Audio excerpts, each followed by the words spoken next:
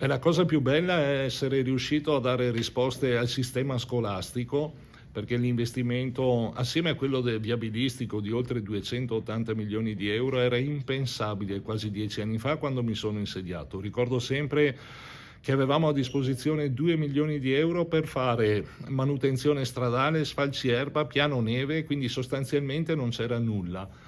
Passati 9 anni e mezzo, aver visto che siamo riusciti a calare a terra oltre 280 milioni di euro è una delle soddisfazioni più grandi che ho in questo percorso fatto, che è stato un percorso sfidante, emozionante, mi ha consentito di crescere e lascia delle risposte concrete al territorio di cui il territorio fabbisognava.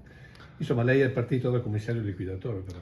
Questa era la funzione data ai presidenti di provincia dalla Del Rio, no? Poi siamo ancora qui oggi con tutti, sostanzialmente tutti, che dicono a gran voce che la Del Rio è stata una riforma sbagliata e che sia necessario tornare a dare dignità agli enti provincia attraverso l'elezione diretta del presidente e del suo consiglio e con le risorse necessarie per dare risposte ai bisogni delle comunità, perché si ricordano delle province, o si ricordavano, quando vedevano le buche sulle strade e le scuole fatiscenti. Oggi qualche buca c'è ancora in provincia di Treviso, le scuole però sono meno fatiscenti di 10 anni fa.